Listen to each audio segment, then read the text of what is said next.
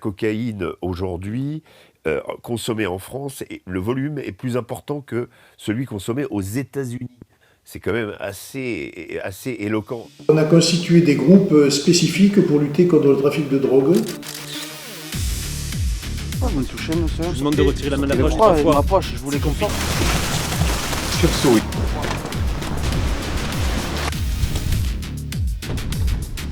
Quoi, tu sors? C'était ça. Vous avez pour la prochaine. Nique les Lyonnais.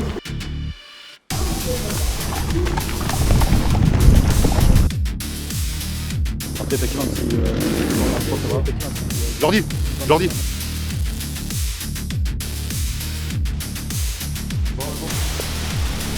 Tu vois lui la petite lunette là?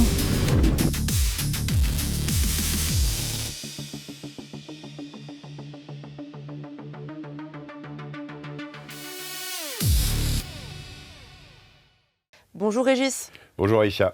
Régis, il y a quelques jours, Omerta a dévoilé son dernier documentaire, Perpignan ronde de nuit, relatif aux narcotrafiquants dans la ville de Perpignan. Quelles leçons retenez-vous de ces quelques jours passés avec la police de Perpignan? Alors, leçon principale.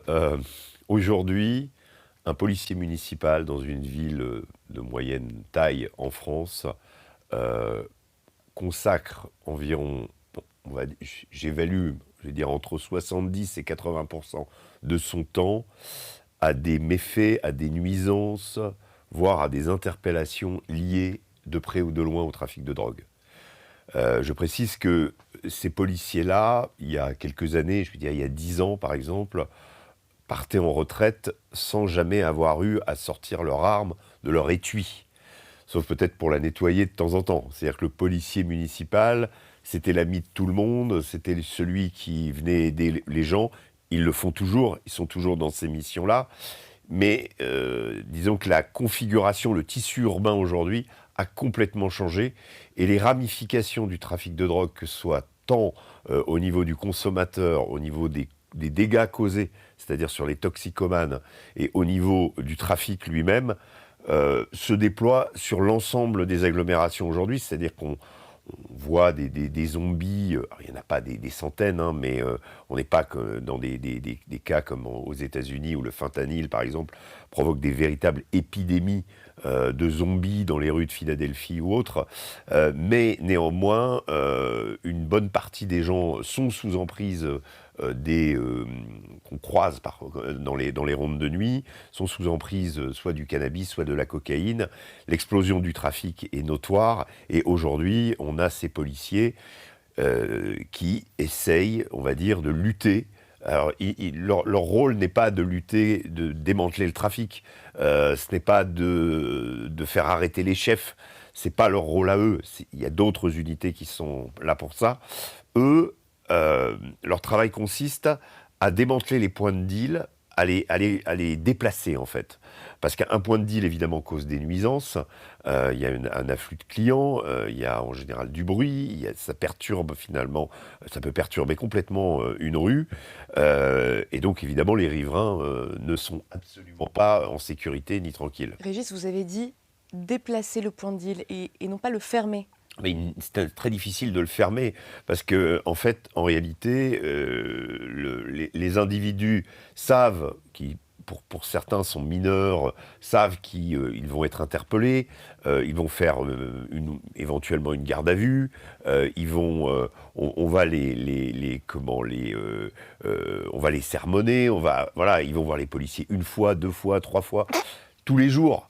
Mais ils savent que, en gros, ils ne risquent rien. Et quand les policiers arrivent aussi, à moins qu'ils aient de la chance, il est arrivé dans le documentaire, ça leur est arrivé dans notre documentaire, c'est-à-dire de tomber sur, de faire une prise de cannabis, empaqueté dans des petits sacs plastiques.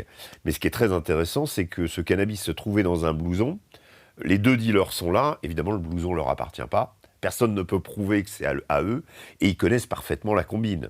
Ils connaissent aussi parfaitement la combine pour dissimuler la drogue, et en général, quand les policiers arrivent, le chouf crie, et ils ont une manière de dissimuler, ou de la mettre à l'intérieur des bâtiments, Et ça, c'est un point faible dans l'intervention, c'est-à-dire que la police municipale n'a pas le mandat pour aller perquisitionner à l'intérieur du bâtiment autour duquel se trouvent les dealers. Donc ça limite le flagrant délit, en fait. Et donc, ils se contentent de faire des fouilles, mais surtout, ils déplacent les points de deal en harcelant véritablement les dealers, c'est-à-dire en revenant et en maintenant une présence récurrente, ce qui est très intéressant. Et ça, on s'en aperçoit assez rapidement, c'est que sur certains points de deal où ils ne se sont pas présentés depuis un petit moment, là, le trafic est organisé et la police vient perturber. Quand elle vient régulièrement, on sent que il y a une sorte de la présence des policiers, c'est une conquête de territoire en fait. Et quand on quitte le territoire, eh bien les autres le reprennent. Et on a très bien vu, il y a une cité qui s'appelle le Champ de Mars à Perpignan, qui est un des principaux points de deal qui rapporte, m'a-t-on dit, entre 30 000 et 40 000 euros par jour. C'est quand même assez conséquent, hein. On n'est pas sur des volumes comme à Marseille où ça monte jusqu'à 100 000. Là, c'est le principal point de deal de Perpignan. C'est une cité que les policiers, pendant longtemps, avaient quadrillée. Ils sont partis sur d'autres missions. Ils sont 205 pour la ville de Perpignan, ce qui est beaucoup. C'est même le record en termes de nombre d'habitants en France. Mais ils ne peuvent pas être partout. Et là, ils avaient un peu délaissé la cité. Du coup, on y retourne. Et là, le trafic est vraiment implanté, organisé, avec le chouf, les charbonneurs, ceux qui possèdent la marchandise, et les clients qui passent. Enfin bref, c'est assez intéressant de voir comment géographiquement c'est réparti dans ces quartiers. Évidemment, la cité favorise évidemment je dirais le commerce, même par rapport au centre-ville, parce que souvent ce sont des cités isolées. Il y en a une qui s'appelle la cité Clodion, qui est au nord de Perpignan. Elle est juste à côté de l'autoroute, donc c'est assez facile de prendre la route, de partir si on doit échapper aux policiers. Et finalement, la cité étant isolée, le trafic peut se faire plus au calme, on va dire. Et donc, c'est un point où les tarifs sont affichés sur les murs. Enfin bref, on est clairement dans un gros point de deal aussi. Chers amis d'Omerta, avant de poursuivre cette vidéo, je souhaitais vous partager la situation dans laquelle se trouve notre équipe. En effet, nous faisons l'objet d'attaques et de harcèlement depuis plusieurs mois et tout ça s'intensifie depuis quelques semaines. L'objet de ces attaques, c'est tout simplement le travail qu'Omerta produit depuis 3 ans sur un certain nombre de sujets en se rendant sur le terrain où les médias mainstream ou les médias internet ne souhaitent ou ne peuvent se rendre. Ukraine, immigration, mais aussi wokisme, transsexualité, pédocriminalité et bien d'autres sujets. Tout ce que nous avons traité depuis 3 ans chez Omerta, que ce soit dans notre magazine ou sur notre application mobile, dérange le système et ce système a aujourd'hui décidé d'intensifier la pression sur notre société. Pour soutenir notre travail, pour soutenir la liberté d'expression, alors soutenez dès maintenant Omerta en effectuant un don défiscalisé à hauteur de 66%. Pour un don de 100 € versé à Omerta, vous ne payez en réalité que 34 €. Ces dons, ils sont indispensables en cette fin d'année pour garantir la qualité et la quantité de notre travail. Vous le savez, Omerta ne bénéficie d'aucune subvention publique et nous avons besoin de vous maintenant plus que jamais. Un grand merci et bon visionnage. Les municipalités sont-elles suffisamment préparées ? Alors, à la base, non, puisque là, donc pour ce qui est de Perpignan, on va dire que Louis Alliot a été élu en l'an 2020, qu'il a fait augmenter le nombre de policiers. Mais on est sur une zone à Perpignan qui est proche de l'Espagne, où il y a la Jonquera qui est un point à la frontière dans lequel passe énormément de trafic. Donc c'est une zone de passage, on va dire, entre l'Espagne et Marseille. Et Marseille n'est pas présent, enfin on va dire les dealers de Marseille ne sont pas présents à Perpignan, mais il y a quand même, ils sont venus, nous a dit d'ailleurs le directeur de la police, Philippe Rouche, s'est expliqué que, en effet, des dealers étaient venus, mais il n'y a pas, on va dire, la même configuration ni la même structure presque quasi de cartel qu'on peut trouver à Marseille. En revanche, comme c'est une zone de passage, effectivement, il y a beaucoup de trafic. Alors, les municipalités, elles font un peu comme elles peuvent.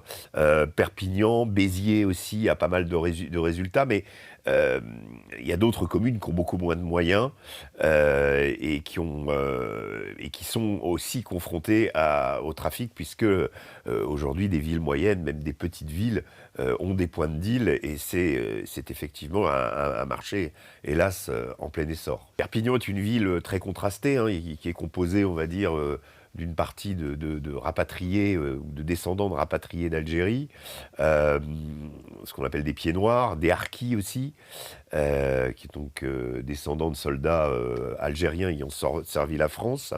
Il y a une communauté maghrébine aussi qui est là, et puis il y a une communauté gitane qui est présente à Perpignan dans le quartier Saint-Jacques depuis le XVIIe siècle. Donc ces entités-là, on va dire, cohabitent avec quelques tensions, avec des consciences territoriales très aiguës, mais ce que nous dit Louis Alliot, ce qui est très intéressant, ce que j'ai appris en y allant, c'est qu'il y a eu des émeutes à Perpignan, notamment entre les Gitans et les Maghrébins en 2005, mais que ces émeutes, en fait, n'étaient pas des émeutes communautaristes, en réalité. Le maire nous dit, il ne s'agit pas en fait, c'est pas un clash ethnique qui a eu lieu, c'est des questions liées au trafic de drogue, liées à des espaces territoriaux où chacun essaye de prendre le contrôle par rapport à l'autre.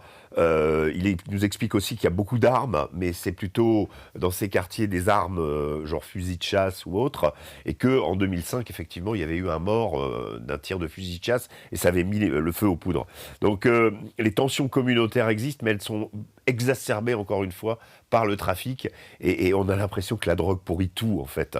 Elle pourrit les relations humaines, elle pourrit les gestions aussi à l'hôpital, puisqu'on a accompagné les policiers dans une mission pour amener un individu hors de contrôle à l'hôpital. Et on se rend compte aussi que là, il y a des urgences qui, comme dans beaucoup de services en France, sont extrêmement débordées. Je ne dis pas que c'est la drogue qui fait ça, mais en tout cas, il y a des patients qui ont des pathologies ou qui ont des comportements liés au trafic, liés à la consommation, et qui encombrent la nuit les hôpitaux en France. De quel type de drogue parle-t-on là ? Alors, encore enseignement très riche de ce séjour. Je conseille ce documentaire parce que on y apprend par exemple que la drogue la plus en vogue en ce moment, c'est la cocaïne. Et certains experts, notamment Xavier Roffer, nous ont expliqué que la cocaïne, aujourd'hui, il fallait s'attendre à un véritable tsunami de cocaïne. La production en Amérique du Sud n'a jamais été aussi importante, et ça va évidemment déferler à un moment sur l'Europe. Aujourd'hui, les chiffres sont éloquents. Le trafic lié à la cocaïne, en termes de bénéfices, est plus important que le trafic lié à l'herbe et au cannabis. Quand même assez conséquent. Le cannabis est encore davantage consommé que la cocaïne, mais disons que la cocaïne rapporte plus. Et Xavier Roffer me citait un exemple, une tonne de cocaïne dispatchée en France peut rapporter entre 25 et 26 millions d'euros. C'est quand même... donc évidemment, il faut la faire revenir, il faut pouvoir la planquer, mais si on arrive à écouler cette... Voilà ce que ça rapporte. Imagine l'appartement à Dubaï, etc., etc. Tout ce que ça peut provoquer en changement de niveau de vie chez certains dealers. Mais donc cette consommation est très importante. Et autre chose que j'ai apprise, c'est que la cocaïne aujourd'hui, consommée en France, le volume est plus important que celui consommé aux États-Unis. C'est quand même assez éloquent. Alors, aux États-Unis, il y a beaucoup d'autres drogues. J'évoquais le fentanyl tout à l'heure, la méthamphétamine également, le crack, même si donc la cocaïne peut permettre de faire du crack aussi, et ça se passe à Perpignan. Mais disons que c'est pas c'est plus des drogues, on va dire de drogués classiques, on va dire. Et ça, ce profil du drogué classique, tout maigre, il y en a encore, hein, avec l'aiguille dans le bras, est en voie de régression par rapport aux drogués ou occasionnels ou habituels, mais plutôt qui peut être monsieur tout le monde. C'est intéressant, Régis, parce qu'on a dans notre imaginaire l'image du client qui consomme de la cocaïne, d'un certain milieu socio-économique, une cocaïne assez festive. Aujourd'hui, qui consomme la cocaïne ? Ça peut être n'importe qui, parce que le prix de la cocaïne a baissé. Il s'est effondré, ce qui fait que aujourd'hui, c'est plus des milieux aisés, bourgeois, on va dire, fonctionnaires, hauts fonctionnaires, journalistes aussi, animateurs qui consomment. Il y en a toujours, mais ça peut être des camionneurs, par exemple, des gens qui font des métiers, des marins-pêcheurs, des gens qui font des métiers difficiles dans lesquels il y a besoin de tenir. Et la cocaïne, effectivement, est un excitant et quelque chose qui vous permet de tenir. Donc la consommation s'est répandue dans la population et donc les volumes de drogue ont augmenté. La taille du marché également, on parle de 7 milliards d'euros, véritable économie parallèle par an dans le marché de la cocaïne, même si les chiffres fluctuent, on n'a pas une vision assez exacte. Mais en tout cas, c'est un business qui a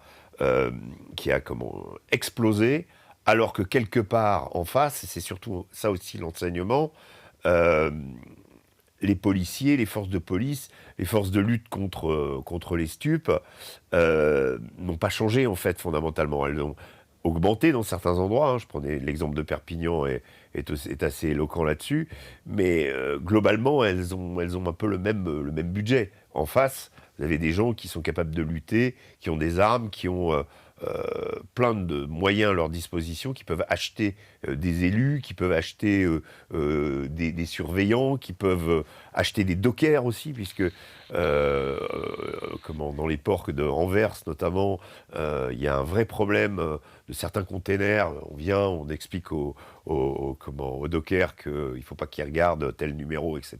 Et on lui donne de l'argent, et s'il refuse, on fait pression sur sa famille. C'est comme ça que ça se passe.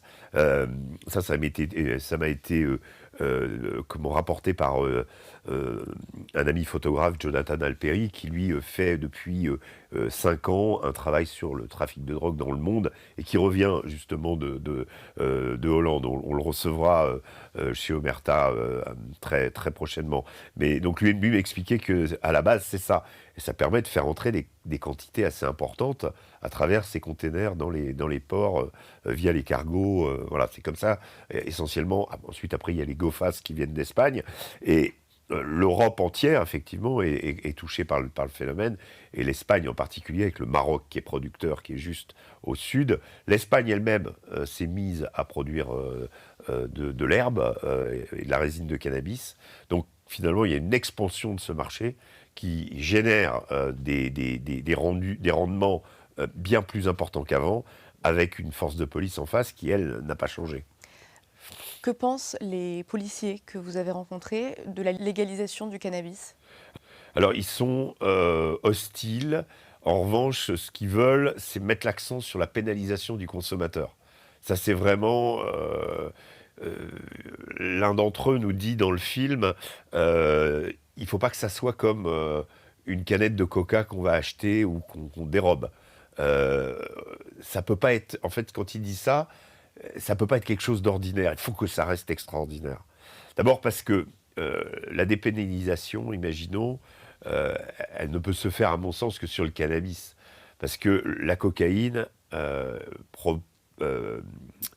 induit on va dire, un désastre sanitaire incroyable. C'est-à-dire qu'on n'est pas dans le même type de drogue. On est dans une drogue extrêmement violente, extrêmement...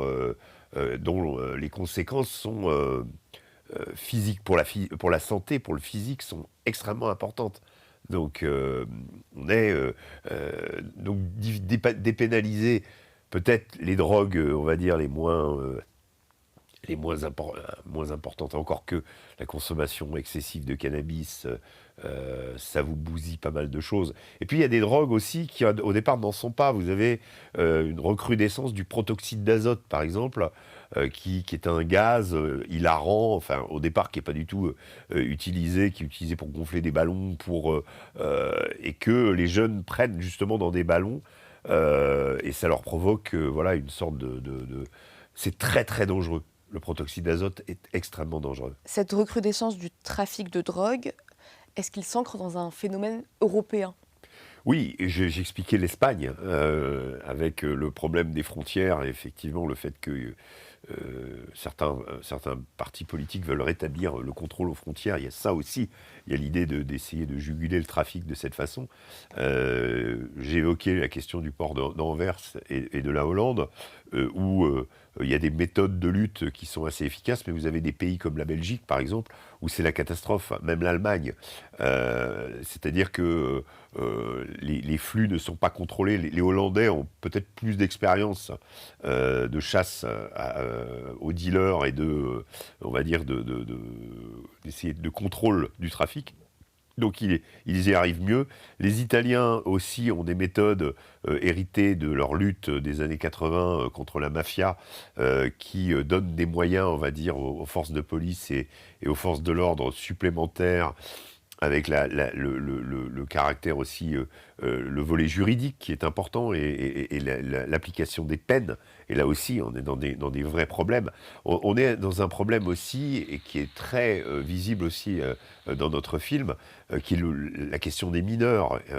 Vous avez des gamins, les policiers les surnomment les irrécupérables. Ils ont 13-14 ans, ils font rien de la journée, petit stage d'apprentissage, de mécanique, etc. Quand ils ont envie, quand ils dorment pas, parce qu'ils dorment le matin, ils se couchent très tard le soir. Les parents sont là sans être là, et ces gamins-là, évidemment, se tournent autour des points de deal, sont utilisés, parce que les dealers recrutent à peu près n'importe qui, des adolescents fugueurs, des gamins en déshérence, des types qui sortent de foyer, etc.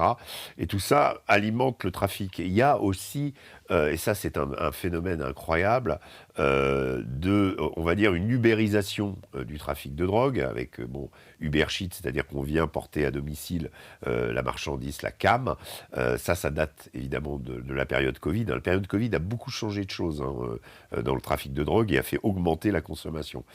Évidemment, les gens étant chez eux, donc on devait aller leur fournir. Là, actuellement, ce qui se passe, c'est que vous avez des applications, notamment Snapchat, que les dealers utilisent pour faire des appels. Ils demandent par exemple 2 charbonneurs pour Perpignan, et on en a vu 2 comme ça. Candidature spontanée. Qui venaient de Saint-Étienne. Voilà. Et c'était incroyable. Et donc, ils venaient de Saint-Étienne, c'est-à-dire que les minots de la cité, en fait, à force d'être arrêtés, finissent par avoir des sursis, etc., et donc sont repérés. Donc on ne les utilise plus, on préfère faire venir des gens d'ailleurs, qui viennent, on leur offre gîte couvert, donc hôtel, un kebab par jour, enfin tout ça est très codifié, et ils viennent, ils font ça pendant 2 semaines, ça leur rapporte une certaine somme d'argent, ça leur permet ils vont et viennent, c'est une sorte voilà, comment on appelle ça dans le travail, travail par intérim, voilà. C'est l'intérim du trafic de drogue, voilà.